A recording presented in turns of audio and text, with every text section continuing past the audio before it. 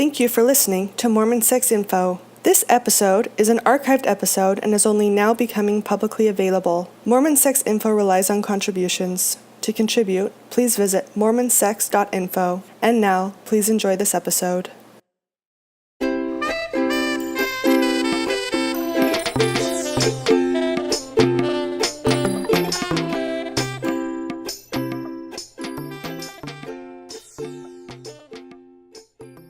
Hello and welcome to Mormon Sex Info. This is Natasha Helfer Parker, and today I have the pleasure of interviewing Jennifer Finlayson-Fife.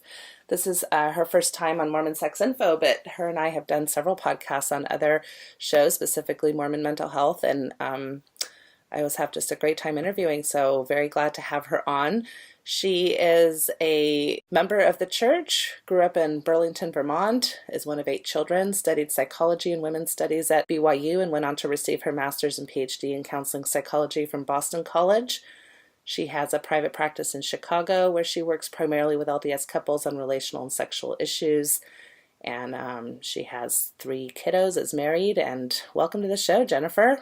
Thank you. So glad to have you. It's nice to be back in our old podcasting mode together. Yeah, I always love doing interviews with you. Well, today we are here to talk about pornography, but this time from the perspective more of the spouse who feels betrayed in the process of a pornography disclosure or finding out about a pornography issue with their spouse. But before we get into that, do you want to introduce yourself further or tell us a little bit more about yourself? I think you've covered it, Natasha, but maybe the first interview we ever did together was one on my dissertation research, which I'll probably talk a little bit about today. So if people are interested in going back to that interview, I'm not sure where they'd find it, but I'll link on to my it. Website. Oh, yeah, maybe link to it. Yeah, that would be great. I'll link to your website as well. I want to kind of just set up the discussion a little bit. We are both members of the Mormon Mental Health Association, which recently came out with a position regarding pornography and sex addiction, and we don't necessarily support that model. Part of the critique that came from that is then we're somehow minimizing the seriousness of the betrayal that people feel when they're in those types of situations. And so we just want to really kind of walk through some of those issues and also maybe give some helpful ideas as to how people, if they're not going to go the sex addiction route, what are some routes they could go as far as getting the help that their marriage needs to recover from something of that sort. So I think that's where we'll start. And why don't I just ask you a little bit about why this can be such an awful thing to kind of come across when you're especially a Mormon member, and the way that we've set up pornography in our culture and what it means, and will probably be somewhat stereotypical. I mean, there does seem to be more women that find themselves in this position, but that's definitely not the case. There are women who look at pornography and men who are in that other shoe. So we can talk a little bit about that too. Yeah. Well, there's a lot in that question, but I think first of all, I think it's extraordinarily puncturing and disorienting for a person to find out that their spouse has been lying to them. And for many, and then lying to them in this particular way, I think can be very hard.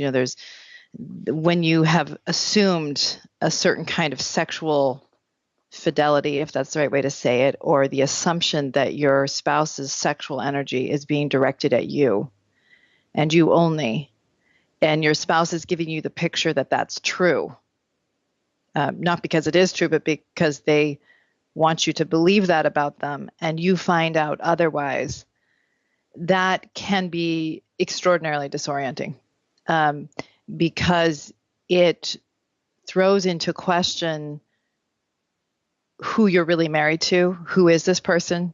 It throws into question your own ability to track reality. It throws into question what is the meaning of your marriage, and what is the meaning of your sexual relationship, and what is the meaning of them seeking porn that doesn't include you, meaning that you're not finding it with them or something. They're going and seeking it on their own. And I think that challenge to the marriage is hard. And I think it's especially hard given the way that we talk about pornography in the church, which is really it's Satan's tool to get into it, to just, we talk about sexuality this way even, but especially pornography, that it's sort of the way of letting evil into your soul, that it's a way of basically falling into the darkness of temptation. And so I think it's punctures the idea that you have a solid, good man on the other side of you. And I think that's very challenging and very disorienting. And in a way that, sometimes people use the language of betrayal trauma. I think it can feel very traumatizing. It can feel very overwhelming because it's rupturing your idea of what you had. And the security of where you stood has now been taken from you. And so I think figuring out how you respond to that is very, very important. It's very critical, and it's, in my mind, an opportunity to really take a look at the marriage, to really take a hard look at yourself, and to construct something better or different together as a couple. But I think sometimes the way we talk about pornography and women in relationship to men looking at pornography, here's my thesis, is we reinforce the problem rather than really address it. Right. So I think right off the bat, we want to say it's not that either you or I are ever going to say, we love porn, go look at porn. Yeah, no, definitely. Pornography is this wonderful thing that everybody should be a part of. That's not our message at all. At the same time, I think what we're trying to challenge is that there's a certain way that we are being trained to respond to porn, especially in our church culture, so that the messages we hear are stay away from it completely. There's zero tolerance for pornography. So for people who have become maybe habituated towards that as a coping mechanism, that can be hard to just completely, 100% not be a part of anymore. So then that sets up problems for marriages. And then also how to respond to it is that, this, like you said, this is evil. This is going to destroy your marriage. And those can become, in a sense, self-fulfilling prophecies. So instead of taking the challenge to say, well, what is this about, and how are we going to deal with the pain involved, and how are we going to have to communicate now at a different level, many people see this as destroying the foundation of their relationship. Right. Exactly. And the question of what does this mean about who we are as a couple? What does this crisis mean about how we each have participated in the marriage? And not that the woman is responsible for the man's choices ever, but how have we co-constructed a marriage in which I've been being deceived? Is it that I have gone blind to who the other person is? Is it that I've given messages that I can't handle knowing about his sexuality? Those kinds of questions are important to look at. I think that there's so many layers at which to engage with this, but I think that we problematize pornography in a way that I think makes it, first of all, more compelling. We relate to it in a way that fosters immaturity relative to our sexuality rather than maturity. And I wish we were more about sexual maturity. And can you go ahead and give us a bit of how you would define that in this type of context? Yeah. So I think that we are really anxious, and we as members of the church are not alone in this, but we are very anxious about our sexuality. And that's normal in the sense that sexuality is, from a developmental framework, one of the more challenging tasks of moving into adulthood, because it's a very powerful form of currency and how we engage with ourselves and other people. And it's higher anxiety. It's closer to home, to really be able to accept yourself sexually and to really let yourself be known sexually takes a lot of development internally, psychologically. And so in that cultural anxiety that we have tended to deal with it. And then coupled with that anxiety that all human beings have, we have a very high standard of sexual conduct. And what I think we do is, out of our fear of not living up to that standard, or our children not living up to that standard, we shame sexuality as in and of itself being a problem. We really go overkill that eroticism or pleasure or desire are really about letting Satan into your heart. And so, if a child at 13 is masturbating, we treat them like they have a problem rather than they're doing something developmentally normal. I mean, even if you want to talk to them about channeling that energy or focusing on what they're trying to create with their sexuality, that's a very different response than saying that you are somehow sinning because you have decided to do what you're biologically being pressured internally to do. Okay.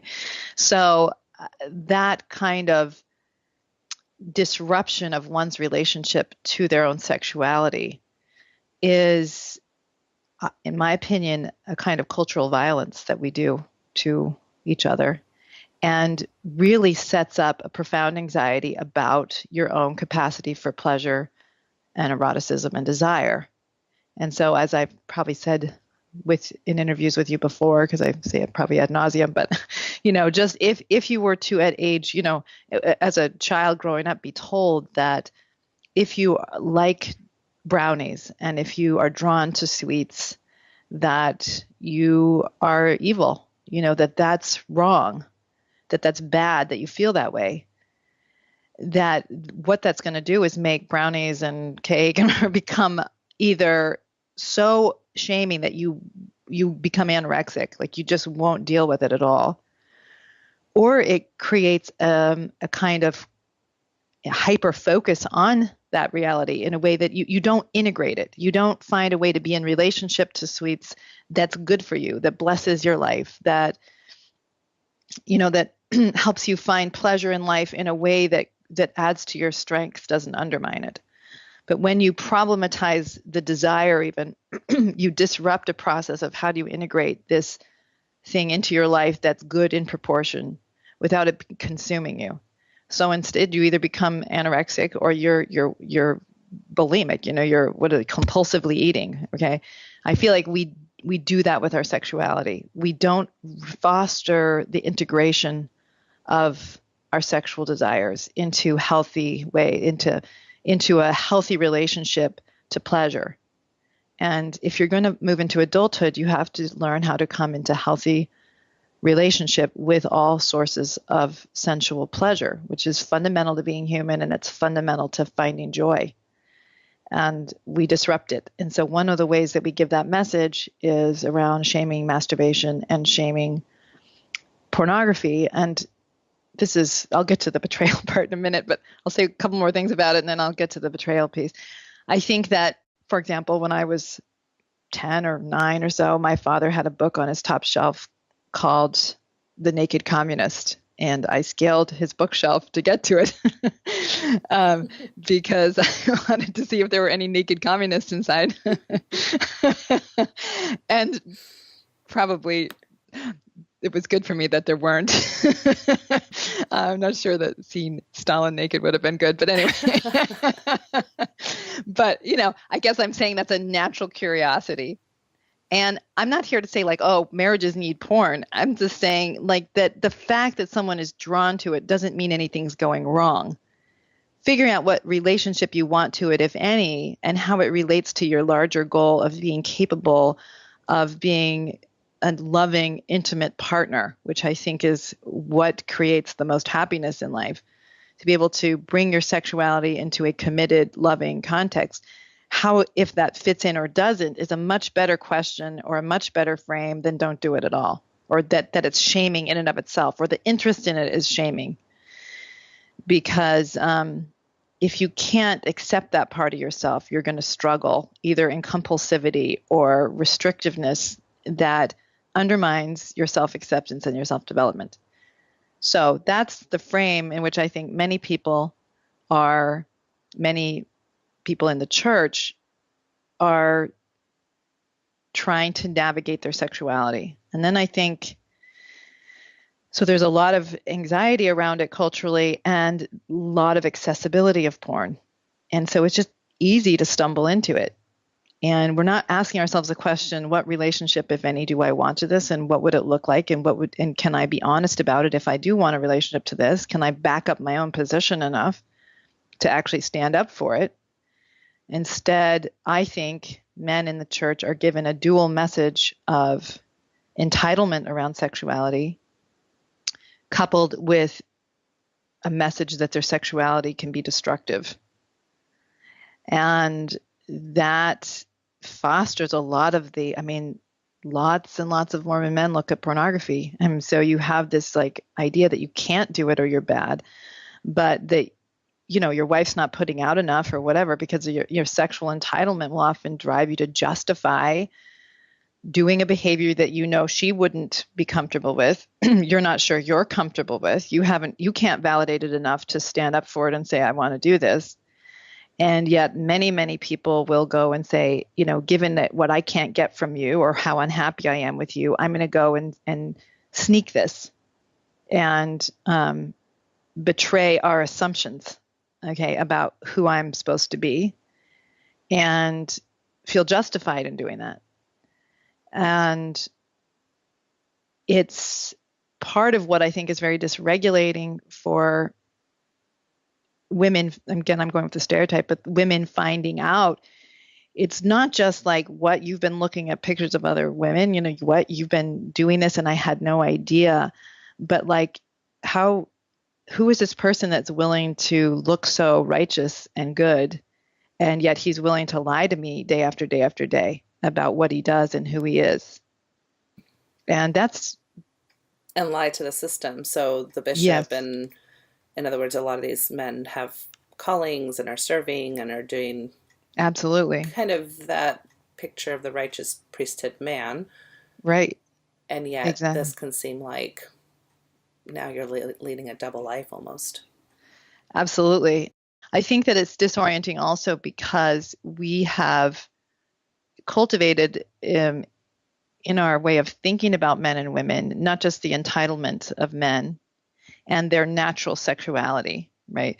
And this kind of partial culpability of women, you should be putting out so he doesn't go look at porn, because that's how much he has this sex drive. This is what, fuels the entitlement, is he has this natural sex drive that's a part of being a male, that if you don't gratify it, the young women don't stay modest and the wives don't keep putting out, he's going to go and do this.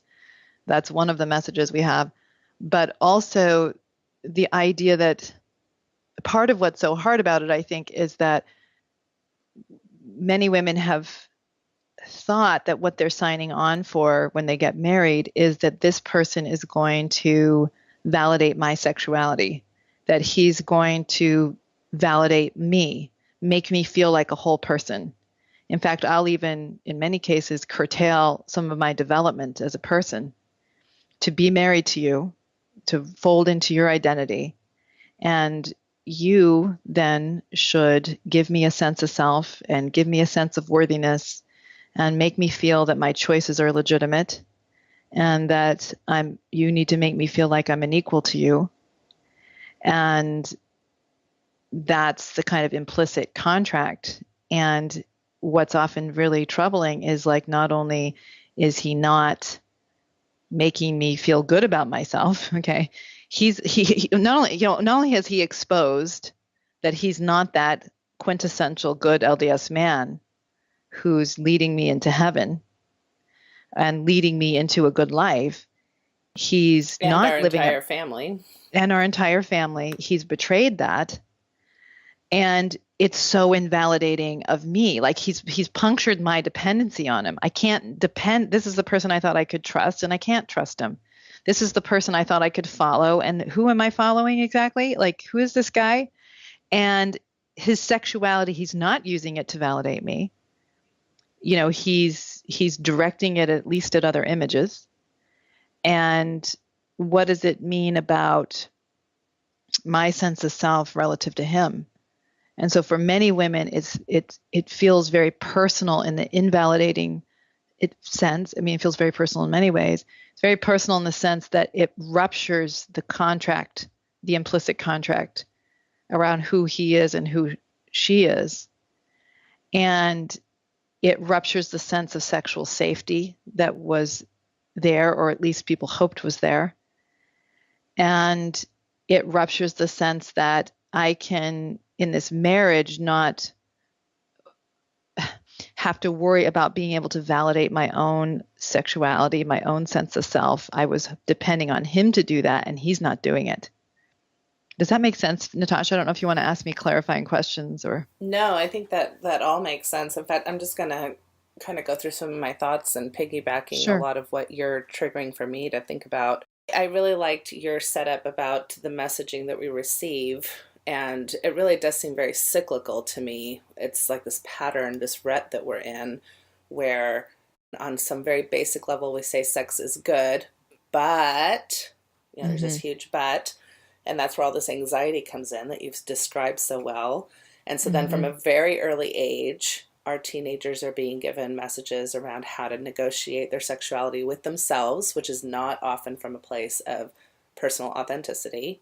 Right. And so then you take that type of broken sexuality and underdeveloped sexuality and get married with it. And with all these expectations that we have around Mormon, especially temple marriage, that it's going to be just this quintessential experience that's going to really be the culmination of your adulthood, and that everything is going to be filtered through that marriage. And all problems are really going to come from without, right? Instead of from within. Right.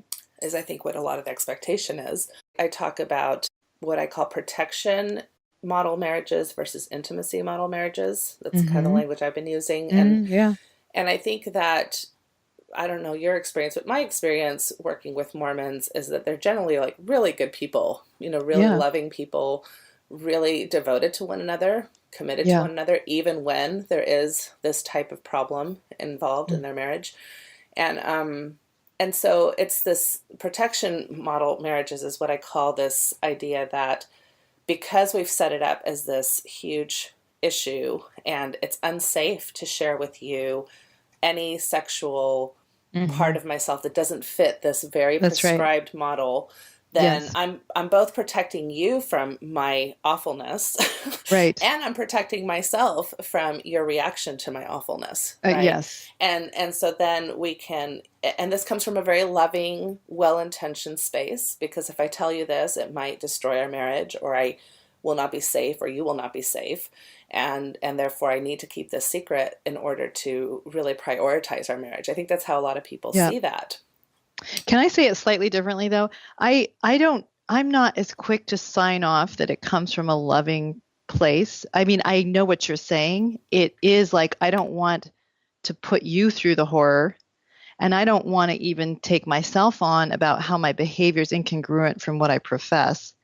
But I don't think that is coming from a place of love. I think it's coming from a place of fear around challenging one's development, both personally and in the marriage, about not wanting to deal with the discomfort of having to grow up.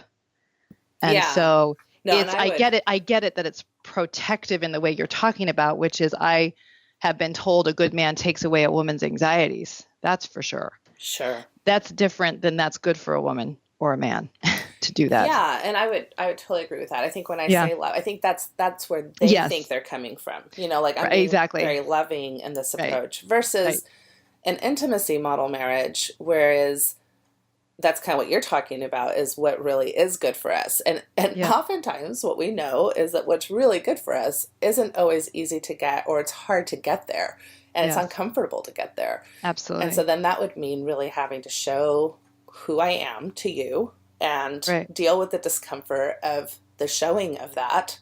Right. And we're really kind of the symbolism that we really are naked in front of one another, and that we're accepting of one another in that naked space, even though at times your nakedness makes me uncomfortable. Right. Or my nakedness makes me uncomfortable. Right. And so that's a very different model that I think would be very beneficial as people try to think through it's a very these. theologically supported model, what you're talking about, even though what we talk about most is the protection model. I've never used that language, but I think it's good. It's helpful. The intimacy model is really what I think you can find in Christian theology. When I look at Christian theology, it's very much a model that relationship pressures your development, and it pressures you towards truth. Like that even sexuality is to know a partner, to know and be known. That courage to really know yourself and to know your partner, it takes moral courage, because to really take in who people are pressures your development in ways that are uncomfortable. There's times my husband has said things to me and I'm like, oh, la, la, la, la. I don't want to deal with what you're saying, because I have to grow up if I'm going to deal with what you're saying. And I don't feel like growing up. I want you to just take care of me and make me feel good as I am. Mm-hmm. But that's, I think, to work against the best in our theology, which is about eternal progression and love pressuring you into being a better person, relationships pressuring you into being a better person. We're very quick to want to collude in protecting and being protected from development, not from evil, but from development. And that's an important distinction to make. Yeah, so the framing could be so much better as far as what to expect from marriage if, instead of this temple ceremony or your marriage ceremony representing the quintessential moment of arriving, that it's just the beginning. It's just the moment where you say, okay, guess what? We've gone through this symbolism together and this ritual together, and what this means is that we are now going to start growing up together. That's right. I just made a promise that's going to kick my butt. Good thing there's cake and presents, because we're going to need them. We're going to need them. Exactly. That's funny. Yeah, and exactly. And I think that's a lot what gets punctured when a woman finds out her husband's been looking at porn and lying to her about it, is that whole protection model is exploded. Right. Well, and I'll just add one more thing too that I've been thinking a lot about is this messaging, I think, that is inherent to Mormon marriages, is that sexuality really belongs to your partner. Absolutely. My sexuality belongs to my partner, even before I meet my partner. Absolutely. So even when I'm 12 or 13 or 15 years old, right. I'm being really told that my sexuality is for my partner to discover, for my partner to own. Right. Women get this even more than men, but absolutely. Yes, instead of it being my own.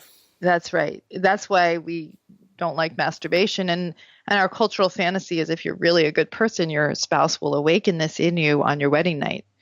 And of course, it'll be there in full force, rather than, just like in psychological development, you have to belong to yourself first before you have anything to share. You have to have some relationship to your own body and your own God-given sexuality to have a reservoir in which to share yourself, because you have to know something about who you are. And a lot of people do end up developing that in marriage, to even know what it is they have to share. But we have so much anxiety about that first of all, we come into marriage often underdeveloped, not just sexually, but psychologically, because of that anxiety and that distancing from our sensual sexual bodies, even though we have a theology that supports that you don't do that. Okay. But anyway, that's another idea. But I think that, to your point, Natasha, I think that's exactly right, which is that your sexuality exists to validate me. And if you have any other thought that isn't in validation of me, that's a threat. Rather than, I think, a more mature model, which is, no, my spouse's sexuality belongs to him and mine belongs to me. And we have a decision about whether or not we share ourselves with one another. We have a decision about how we relate to our sexuality and the other person, and whether or not that creates goodness, creates better people, a stronger marriage. My genitals are not half his, and vice versa. And so that's also part of this, which is, I think there's, again, I'm not blaming partners for their spouse's choices, But I think that sometimes women, I'll just go with the stereotype, will get married and sexuality makes them anxious. And so then they say, like, if you love me, let's not have much sex. Okay. I'll give you lousy sex once a month to do my job, to keep you from looking at porn, but I'm not going to really develop my sexuality because it makes me uncomfortable. And in the name of righteousness, I'm going to ask you to be okay with that because you're the hedonist over there who wants it more frequently. And when you find out you don't have your spouse in your back pocket, that they have been using their sexuality in ways outside of your awareness, I'm not saying that I justify the the man, let's say, who is doing that, because it's cowardly to not stand up and deal with the problem in your marriage. To go and split off in that way is just adding to the problem that was already there. But it's also a disruption to the idea that I can't just keep your sexuality directed at me, whether or not I want to deal with your sexuality. Many people I don't want you to bring your sexuality anywhere else, but I don't want to have a sexual relationship with you. And so it can challenge that. Which is one of the big challenges of sexuality, if you think about it, versus any other aspect of our married life. If I've got an intellectual interest that you don't share, well, I go and join a book club without you, That's right? Or if I've got an emotional need that you don't share, I go and have a best friend outside of our marriage, right? So that's right. We don't expect to get 100% of our needs really met in most other areas of our lives. But in sexuality, there is this expectation, back to this ownership thing, that it's going to be you and me, baby, no matter what, and that's it. And that's anything that falls outside of that is a betrayal and is going to be a threat to our marriage. Yes, exactly. And I think you can negotiate for what you want in a marriage, of course, and what kind of relationship you want to have. But I think many people, as I was saying, want the clarity that that's what you're going to do if you're a good man anyway, but I'm not going to necessarily make it worth your while to direct your sexuality here. Meaning, if you're going to say, I really want that kind of a sexual exclusive relationship, which I can certainly understand, then it pressures you to develop yourself sexually if you're going to be a good person and be a fair partner. Well, and as you were talking about male entitlement, I think it's this weird thing because we definitely have this patriarchal culture, and yet it's a benevolent patriarchy. Yes. And so there's entitlement on the female aspect as well. From question. What you were just sharing, that I don't want to develop myself sexually, and so therefore I'm expecting you as my partner to just be okay with my non-sexual self, even though you're supposed to meet all your needs in our marriage. Yes, and this is something I talked about in a chapter of a book that is coming out in the next few months. But it's basically that I have really seen a lot of women who don't just submit to, oh, he wants sex, I'm going to just, my dissertation was really about this idea of women losing their sexual agency. And I stand by that. I think many women in the church are not sexual agents, but that doesn't mean that they're just submitting to men's sexual desires, that they've, in a sense, subverted that benevolent patriarch script and said, look, if you're really a benevolent guy, you will tolerate that I'm less sexual than you, that I'm weaker than you, that you are being a brute if you want more from me than I feel comfortable with. And so you can control from a one down position. And that's, women know how to get control just like men do. But again, neither one of those control positions, it's often control battles within marriage, pressures people to grow up and to love. But certainly women know how to do it too. Right. So I think that we've spent a lot of time kind of setting up why these tend to be issues in our culture, as far as why there exists pornography usage to begin with at rates that seem higher than other parts of the nation, or at least we're paying for it in more honest ways than other parts of the nation. And there's a lot of talk about this currently in our culture. I don't know that there's a general conference address where pornography or masturbation aren't mentioned these days. And we do have more access, like you said, to pornography than ever before with internet access and all of that. So let's move on to then, what should we be upset about? If I find that my spouse has been acting in a way that I was not aware of sexually, especially when it comes to porn use, what should I be upset about? And maybe we can even talk a little bit about, is this cheating? So should I be upset about the fact that he's now cheating Well, on me? it is lying. It's not cheating in my mind. Yeah, so talk a little bit about how you distinguish those two. And Well, but cheating is that you're actually engaging another human being, in my mind, that you're actually cultivating a relationship with another human being. And I realize that some people do that. They can find a particular person through a chat room and they can keep an ongoing relationship with someone they've never met. That's different than looking at porn. I think that lying is a form of betrayal. I mean, you are letting your spouse, you're fostering a belief in your spouse's mind that you're one person while you're actively being another kind of person. And I have an issue with that. I think marriage is a choice, not a prison. And if you steal your spouse's choice, you steal their ability to make decisions about what they want. If you're basically leaving out information you know that they would be interested in having about you, in making decisions for themselves, that's a very indecent thing to do in my mind.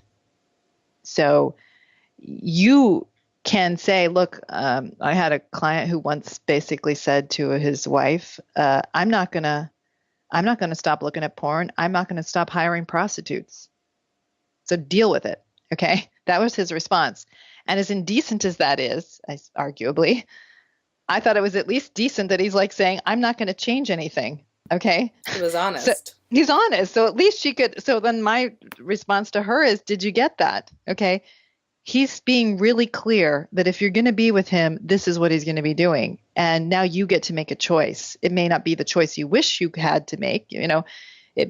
I understand you wanting him to choose differently, but he's not going to. So now at least you're freed up to make choices for yourself. And that's at least decent in the sense that you're not hijacking someone's life. So one of the things you have to be upset about is that my spouse has felt entitled to steal my choices, to keep information from me that he knew would be relevant to me. That's how he knew to hide it. And that's not kind, not loving. Now, a lot of times people say, well, I just felt so guilty and I wanted to protect you and all those kinds of things.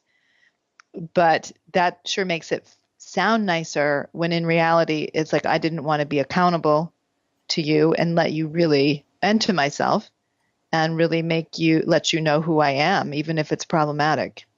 I think a second reason to be upset is how does my spouse see me that he thinks that he could get away with this?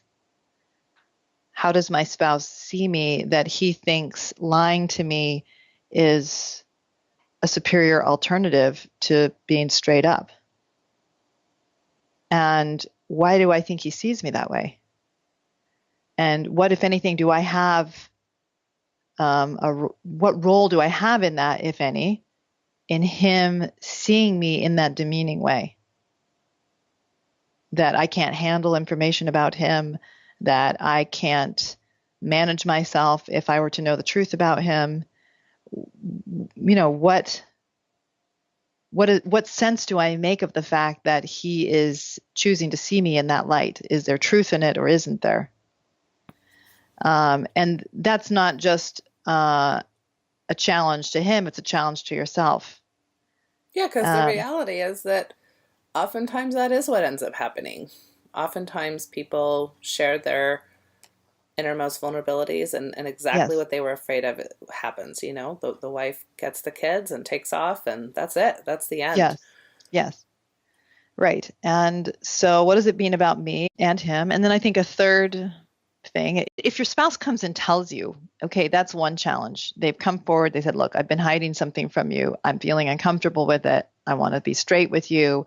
As disorienting as it is, that's an easier blow than you finding it and realizing they've been hiding it and had no seeming intention of telling you. Right. Okay. I agree So with that's that. also, okay, how do I make sense of that? And was he ever going to tell me? And how long's it been going on? And how long has my spouse been willing to keep me in the dark? If I hadn't Okay. found out, they'd continue to be keeping me in the dark. And how long would That's that right. have And how continued? long would that have continued? Exactly. And then I think another thing to be upset about is more around your relationship to yourself, because you realize that your radar is off. Your own ability to track reality and who your intimate partner is has been challenged. You're saying, I've been trusting this person who's not been trustworthy. That's a much bigger blow if they've been having an affair, okay, then they're looking at porn, in my opinion, is a much bigger blow. But still, I've been making assumptions that this is like the good patriarch of the family leading us and at least acting like a godly person. And yet he's lying to me. Okay. So he has a different reality than what I've perceived. I guess I'll say it that way. And so how do I make sense that I couldn't track that in him? What does that say about him? And what does that say about my own ability or willingness to deal with reality? When people talk about how do I get back to trusting my spouse, often it's around this issue that they have to really deal with within themselves, is that they have been placing the question of trusting on their partner. And that is the problem. And you don't solve it by placing it back on them, because the person that you were trusting has demonstrated they're not trustworthy. And they may be telling you now they're trustworthy, but that's what they were telling you before. Okay. And so now, can I trust this person or not? The issue is that you got to deal with your own radar. You have to deal with your own naivete or your own desire to co-construct an easier marriage or an easier reality than the one that you actually live in. I think sometimes we have this Yeah. expectation that we would know or will know. And the reality, I Mm-hmm. think, in marriage is that really there is Yeah. no guarantee. You're Yeah. trusting and putting yourself in a position of vulnerability with another person that you have very little control over. Yes. So I would maybe say it very slightly differently, which is you are opening yourself up to a person that there's no guarantee that they won't hurt you or die.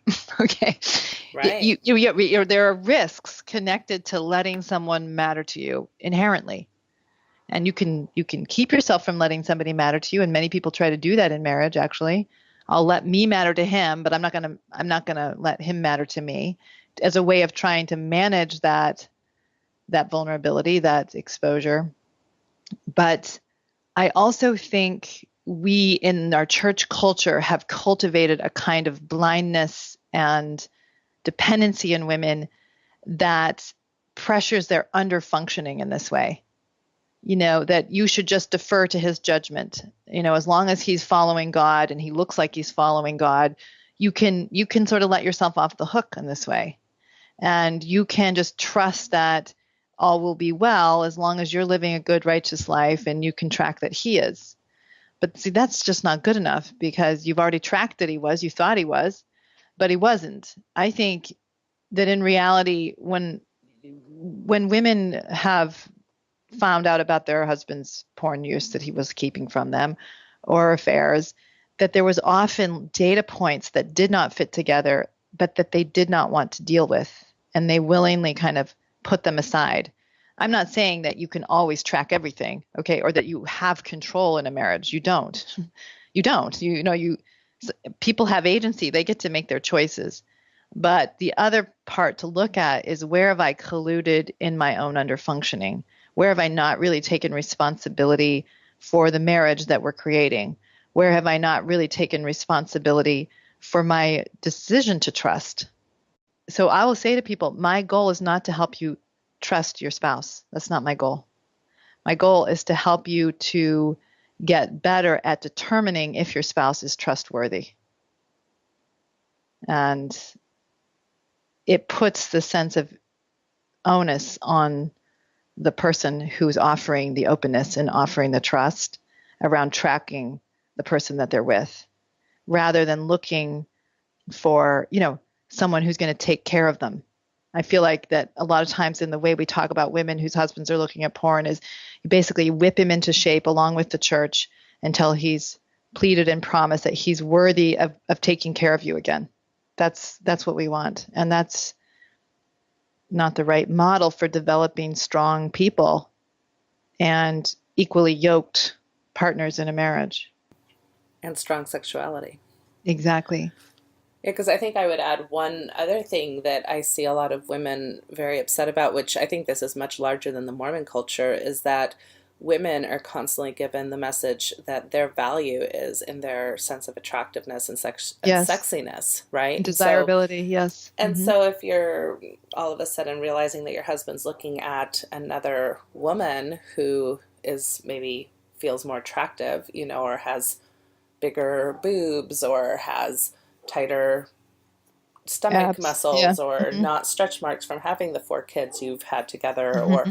that can feel very Invalidating. Yeah. yeah, and very threatening, and Mm. just completely attack a woman's self-esteem just because Absolutely. of how our value has been That's right. taught to us from the get-go. No question. No question. And it really pressures a woman around the issue of, am I really going to keep buying into this baloney that my value is somehow attached to the perkiness of my breasts? I mean, I may resent that I think he thinks that, but am I going to think that? Am I going to buy into that idea? Right? Am I a woman who's functioned in a way that's worthy of her husband's respect and loyalty and honesty, or haven't I? And if I haven't, then I need to deal with that. But if I have, then I need to see that this is a man who may be handicapped in his ability to really love and respect what he has. Well, and I would even push a little bit on that, because we know that sexual erotic templates don't always follow what we love and respect. So in other words, I might find something attractive, but that doesn't That's mean right. that I agree with you. love Yeah, my I'm not partner saying. less, Yeah, right? Or I fully agree with you. I'm not exactly. yeah, and I'm some of not the saying like just research, because. I mean, we're all drawn to young, perky bodies. We all are. right? Okay. Biologically. Right. We're wired up to do that. I mean, and there's nothing weird about that. But the issue is if you're really cultivating the capacity to love someone deeply, that even if you're drawn to that and you find it arousing, that you're not going and marrying up, so to speak. That's the wrong way to say it. You're marrying down by Right. finding somebody younger or trading it in because you want perkiness, as opposed to really caring for the soul of another person whose body's going to sag just like yours is. Okay. So it's not, I agree with you. I'm not saying that we should only be attracted to our aging partner and nothing else if we're a loving person. No question. It's really around, how do I direct my sexual interests in a way that doesn't undermine my partner, doesn't undermine me, and that fosters our ability to be strong individuals and a strong couple. Right, right. Yeah, I love that, because then it makes room for erotic fantasy or Yes. templates or ideas Yes. without that threatening piece. Absolutely. That this doesn't Absolutely. mean just because you have these thoughts or ideas does not mean you love me less, or that we're not That's right. more or less committed to one another.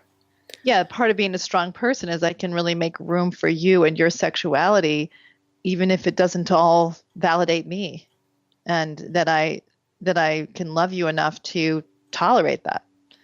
And not just love you enough, be accepting of myself enough that I can tolerate that and recognize that reality in myself as well. Right. Mm-hmm. Yeah, no, that's really interesting. And the research supports that, especially for men that look at pornography, that there's very low correlation to how that they feel about their sexual partners. Yes. That they can enjoy looking at pornography and still have very much attraction and desire for their partners, just like women like to read romantic novels, and that doesn't necessarily mean that competes with their partners either. Right. Different genre. I think there's that's right. I think there's two tensions like within human beings. There's two poles within human beings, and one is that we want to pair bond. We want monogamy. We want that kind of stability of another person to share our life with and to share our sexuality with. And the other pole is that we want sexual novelty. And those two can certainly seem to compete with one another. I think that the best marriages are when you can bring novelty into the security of a marriage, that you can keep developing and expanding yourselves in ways that allow you to have both that security of a person that you know and love, and allowing a sort of development within each of you and together that allows for novelty around what you do together, who you become. Like basically, I was talking to my husband about this morning, that the happiest marriages are rated as expansive marriages rather than contracting ones. And by expansive, that people feel like by function of being in the marriage, that they are developing who they are, both by the ways that the marriage partner is pressuring their development, and that they've pressured the development of their partner as well. I don't know if that makes sense, but basically they feel like they are evolving as human beings, as individuals within the context of the marriage, or evolving sexually within the context of the marriage. And by contrast, the least happy marriages are where people resent and shut themselves down and constrain and try and make marriage so safe that they feel they've self-betrayed their development, and they've betrayed the development of their partner. So I think that what we want is you get married, you have sex in missionary position in your bed, and it all stays there in a way that feels safe and good to both people. That's what we want. And in reality, if you're going to really have a sexually satisfying, erotically satisfying marriage, you have to work harder than that to really come to accept your sexuality, accept your partner's sexuality, to let yourself be known, to know your partner, and to let that process stretch you as a couple in ways that make you more solid and more loving. Yeah, that's great. I love that. Very well said. So let's move into then, we've kind of said we're not fans of the sexual addiction model and treating these issues, and for many of the reasons that we've talked about. And we've talked about why we should be upset and what types of things we probably need to be addressing. So then let's move into, how do we go about that? How do we go about doing some of these things that you're talking about? Sexual maturity, sexual contracting, sexual exploration. Well, I think I'm trying to think, what you have to do is you got to get a hold of what's true in the marriage. And as hard as it is, like I say a lot of times, the truth sets you free, but it makes you miserable first. So what is the meaning? Why have you been looking at porn? What does it mean to you? How have you justified keeping the information from me? I mean, it's asking and tolerating, taking in the answers, okay? And tolerating taking a look at whether or not you think your spouse is being straight with you. So that when we're having these conversations, it's not this, you're going to have a complete meltdown every time he answers a question. Like, there's a real conversation here that I'm willing to engage in, even though it's painful. That's a very good point, that I have to stabilize myself to deal with reality. I can be here a mess and punishing pulling and out my hair.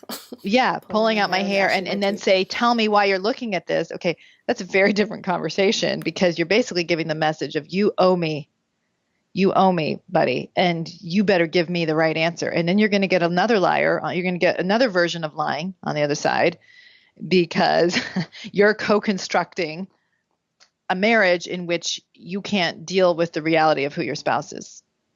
And so I'm not justifying your spouse lying, but you are co-constructing not dealing with the marriage that you're in. So it takes a lot of courage to deal with the marriage you're in. So that's the first thing, is like, can I calm myself down enough to deal with what is? And that's not a small thing. And oftentimes this is where I think professional help can really be useful. Absolutely. Because it helps having that third party there kind of mitigating this type of conversation.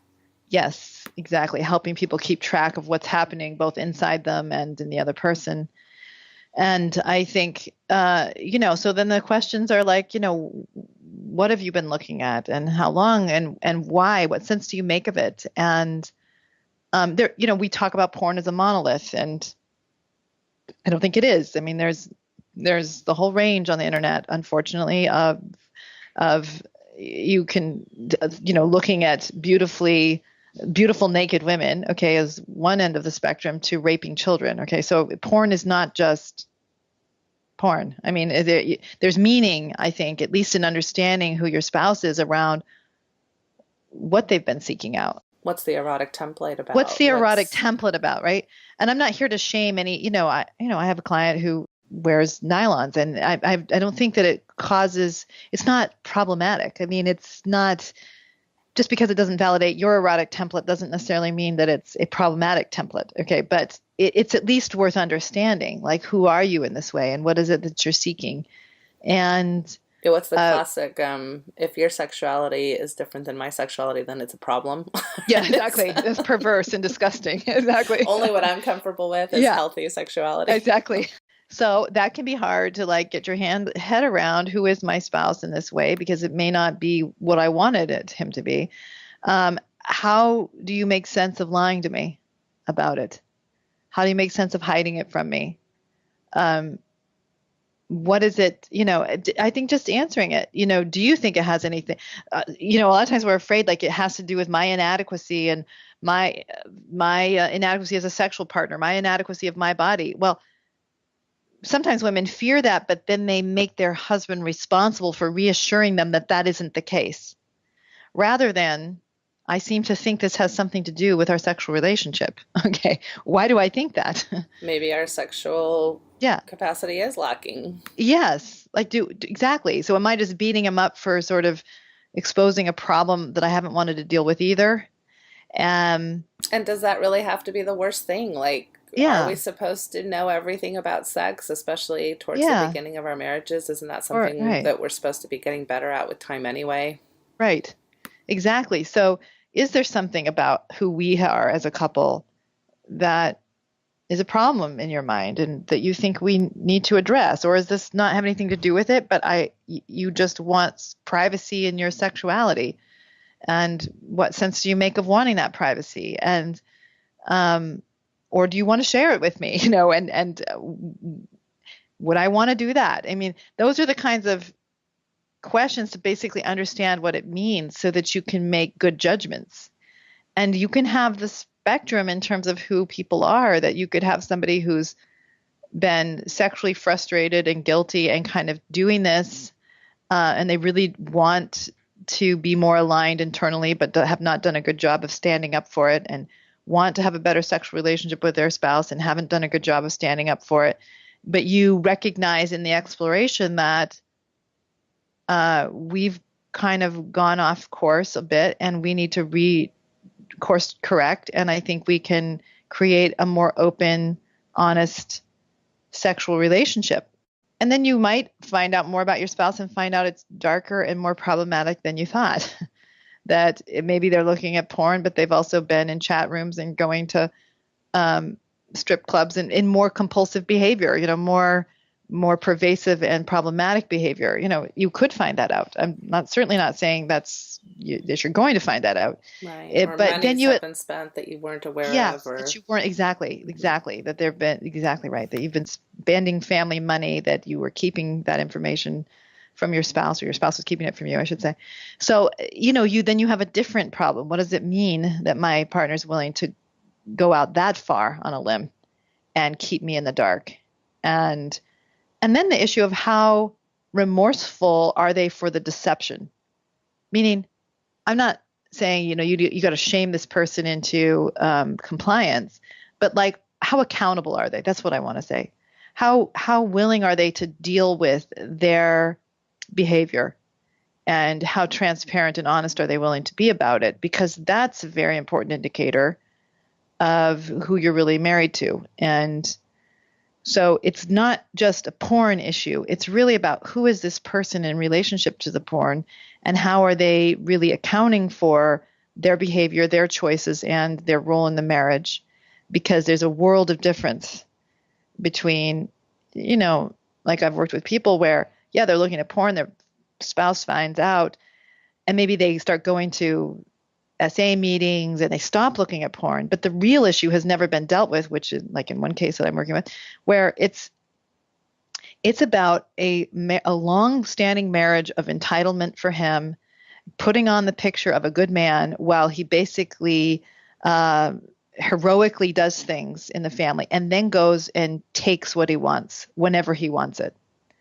And really doesn't know his wife, really isn't invested in her, just wants the comfort of that role while he basically does what he wants to do in the world. Okay. So the porn is like a snapshot into that picture. Okay. That's one version, but going to SA meetings is not going to deal with the larger psychological problem and relational dynamic that marriage is about. And so you have to take a look at, what does this mean if I don't even know what problem I have to deal with? Yeah, especially when the pressure, I think, on men in our church is very much about that piece of get in line, comply, Yep. stuff down your own feelings or desires. Right. There's a Go to part the of your, bishop and repent. there's a part of your sexuality that's evil and degenerate anyway. So instead of letting you explore that, we're going to stuff that down even further. Well, and so I completely agree with that. And we're going to collude in the idea that the sexuality is the problem, where, at least in the case I'm just talking about, rather than your narcissism, your self-service, your inability to invest in another human being, the way that you deceive in a pretty chronic way around giving people a picture of who you are rather than who you really are. He's very happy to take the 12 steps. You see what I'm saying? Like 12 steps is a way of like, yep, here I am being good again. Yeah. I feel really bad about this part of me. Porn's the issue.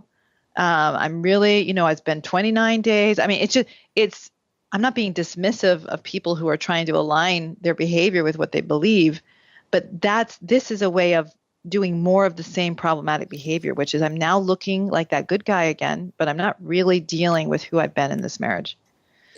So, yeah, and I think what you're getting at is that obviously not everybody falls into all these examples we're talking about. Like if you have narcissistic personality disorder, that's going to look a lot different than if you're clinically depressed, or if it's just really not any mental health disorder in you're just particular, sexually you're just curious. having relational issues or sexually curious or whatever. So there's so many different possibilities of how this plays out and why. Exactly.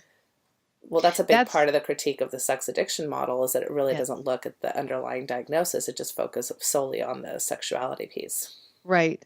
And because we're so anxious about sexuality and we're so eager to see families intact, couples intact, we're really quick to just want to make that the problem and then offer the solution of self-control and 12 steps and so on, rather than looking at what is this saying to us about us. It may be saying something dark and ugly, and it may be saying something not that, developmentally appropriate. Like we just need to kind of grow up as a couple and make sense of who we each are. So yeah, the monolith of porn and the monolith of this statement, and certainly porn addiction, is just problematizing something in a way that doesn't offer a real solution and doesn't actually give you an accurate picture into what's happening. I really liked what you said as far as figuring out what is true, because I'll talk about the majority again. So the majority of my clients are not narcissistic personality disorder, right? Although they show up for sure every now and then. But the majority of my clients have a marriage that I would say is very functional. They do well in parenting together. They do well in financially, contributing together. They do well in emotional caring for one another. They do well with having intellectual hobbies and interests together. And then this happens, where this disclosure happens or this finding out happens. And it seems like the entire relationship is identified and defined by this one area in their life where they have been struggling. And so that's a really interesting dynamic too. It's like, let's not define the entire marriage through this one problem. Let's look at this problem. Let's, like you said, bring all these things to light and look at how this problem now opens up a whole new dimension of an area of our marriage where we do need to address it. Right. But let's not define every other aspect of our relationship and have it all be a lie. Right. Exactly. Yes. Yeah, exactly. I think, I've certainly worked with couples where I feel like this becomes the beating stick on the guy. And the wife can get the sort of moral high ground And so she can use that to kind of beat him down rather than taking a look at herself in the marriage, the ways that she hasn't been truthful or honest or lived up to the best in herself in the marriage, right? And the church colludes in that, meaning the church culture colludes in that at least. So yeah, when you're talking about the tender poor wives right. that are going to be brokenhearted, that's a pretty profound imagery to live Absolutely. up to, instead of, hey, I'm a strong woman, I'm a confident woman, I'm upset with Yes. you legitimately about something, and Yeah, let's figure this out together as partners and as absolutely. lovers and Exactly. hopefully as friends moving forward. If not, then we've got a bigger issue, but hopefully we can do that. Exactly. Yeah. Yeah, exactly. Co-constructing strong men and women who have a responsibility to each other and to themselves to be moral, good people. That's what I wish we would promote. But I think we really are still hanging on to that dependency protection model. And as you said earlier, and I fully agree, it breeds entitlement in the woman who's saying, "Hey, I was supposed to be able to depend on you," and I'm tenderhearted and broken over here and betrayed, and you owe me, buddy. Right. And Right. so I can perp from the low ground. You know what I mean by that? I can perpetrate. I can be hurtful from my victim position. Sure. Mm-hmm. Yeah, and then probably the last thing I'd add to all the things you mentioned is really opening up this conversation about what are we going to consider moral sexuality. I think the church in a way has prescribed that for us very Mm-hmm. heteronormatively and very, in a sense, kind of vanilla type ways. And if you're into Mm-hmm. that, great, that works. But if you have fantasies or desires or erotic templates that don't fit into that, then how do you negotiate that as a couple in ways that you both get to decide on that and not some outer authority? I think that's also part of the growing up process, is not looking at the church as a parental role model that's going to tell you how to live your sex life. Absolutely. And so that's a really great opportunity. And to not let, I talk to women a lot about not letting pornography hold them sexually hostage. This idea that I can't Mm-hmm. now remind him of porn, I can't act like porn, I can't do what they do in porn. And that's really hard because they're just having basic sex in porn, right? And so they're Right. doing other things too, but there's a lot of just very normative type stuff happening in porn. And so you can't let your own sexuality be diminished, or I've got to be this kind of tight guardian of sexuality because I can't ever be reminding him of what he might have looked at during porn Right. viewing. Exactly. And it's hard to put in a couple sentences what I think our goal is sexually, but I think how I would say it is, if you're really going to be in a loving marriage, which I think our faith really supports, because we support the idea that development happens through the agitation of marriage. Basically, marriage pressures your development, and I could not agree more with that. I think if there's ever a place to learn what it means to love, it's going to be in the crucible of marriage. I think that what it means is that you learn how to make room for two people. And that sounds very simple, but that's not simple. It's like, am I really going to expand myself enough to make room for what is good in you? I don't need to put up with garbage in you. Okay. That there's nothing virtuous in putting up with indecent, disrespectful, disloyal behavior. There's nothing virtuous about colluding in that. But am I going to make room for the best in you and me to show up and tolerate the way that will expand who I am and make me sacrifice some things that matter to me for things that matter more, like our marriage and our friendship? And that's a courageous process. That's what spiritual and personal development is, and sexual development, because as I've said probably ad nauseum, sex isn't either good or bad. Sex is good or bad based on what you do with it relationally, how it impacts who you are and how it impacts those that you're in connection with. And so then there's a harder question of like, am I using my sexuality for goodness or not? And we want to say goodness is missionary position, nothing outside of my comfort zone. That's what we want to sell, all of us, even though we might have different place. But goodness is what really creates strength here. Goodness is often being willing to step outside of your comfort zone. Growth is always stepping outside of your comfort zone. And happy marriages are growing marriages. And so there's nothing going wrong when you're in that process. Yeah, I couldn't agree more. I agree about the crucible and I agree about the growth. And especially when we come from a place where we do have conflicting messages, oftentimes discomfort is seen as if you're feeling uncomfortable with something, well, that must be from an evil source, right? Right, But right. I totally agree that we also have the many messages that say, of course, it's going to be uncomfortable to grow. And anytime you're getting married, you're really marrying into a different culture, a different, Right. a Definitely. different space that you're going to have to negotiate on continually. I love Esther Perel, who says you're going to be married to 2 to 3 people throughout your life as long as we live these Right. days, and you've got to decide if that's to the same person or not. Right. Exactly. Exactly. And I think, another way of saying the discomfort for growth is really what faith is that I believe that I'm reaching towards something that's good, even though I don't yet have a handle on it, but I'm willing to reach for it anyway.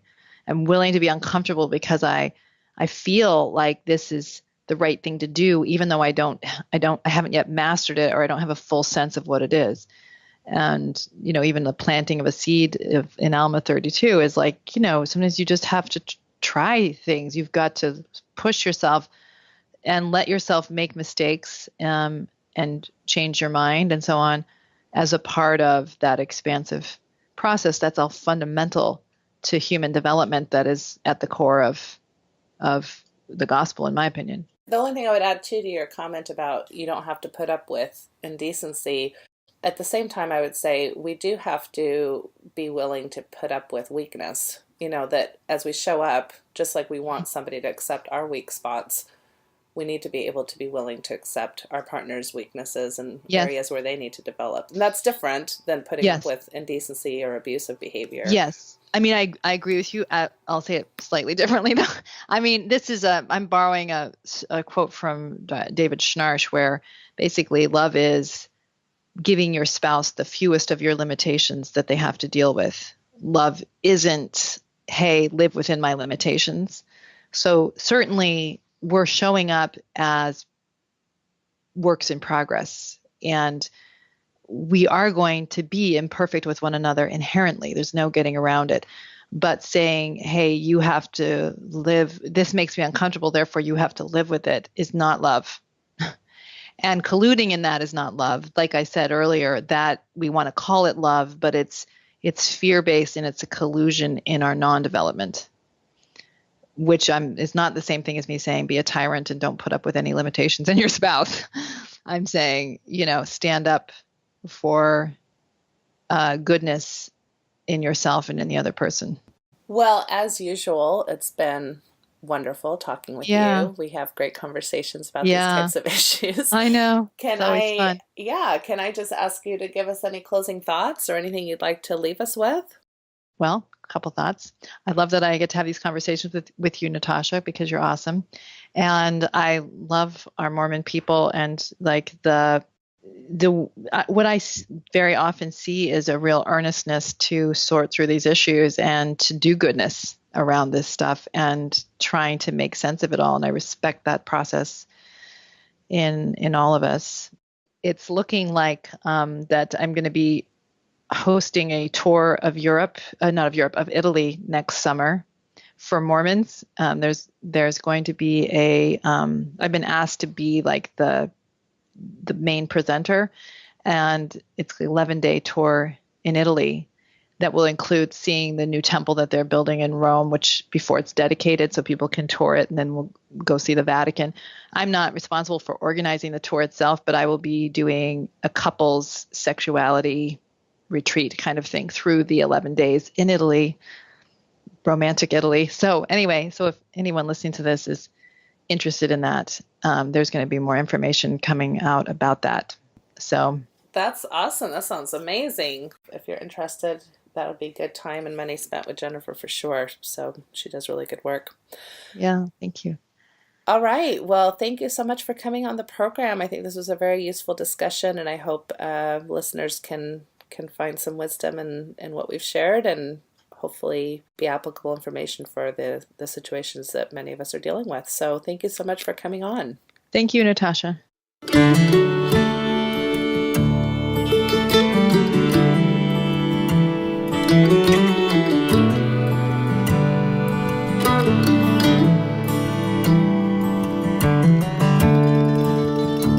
We took the long road home, turned minutes into miles, and as the evening traveled on, the sunset bathed your smile. We stopped beneath the desert stars, wrapped in each other's arms. Was as simple as I love you, an ordinary, extraordinary truth.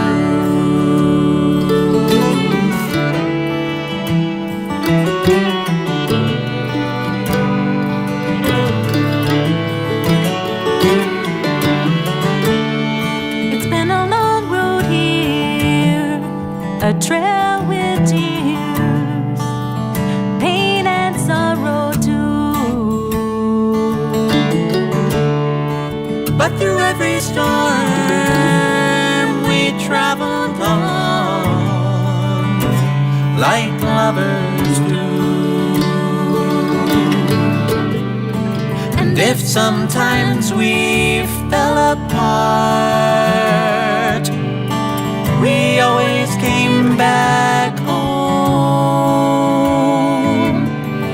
Was as simple as I love you, an ordinary, extraordinary truth.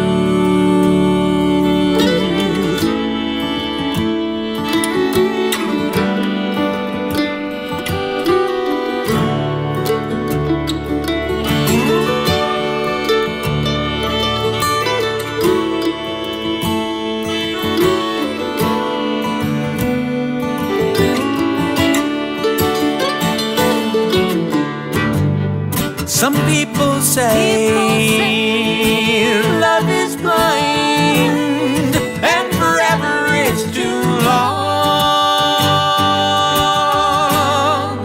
But I see your eyes in every sunrise. Can't imagine life alone.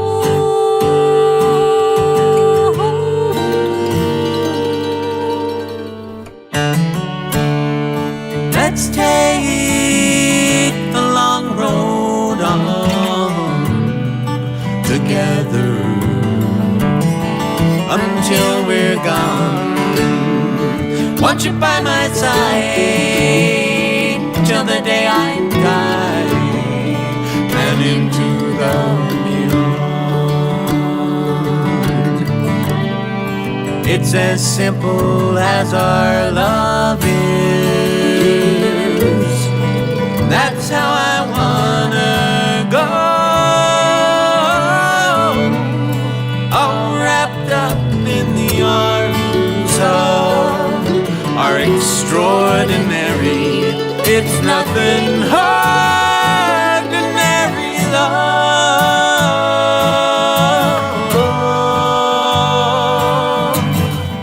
Ordinary. No, it's extraordinary.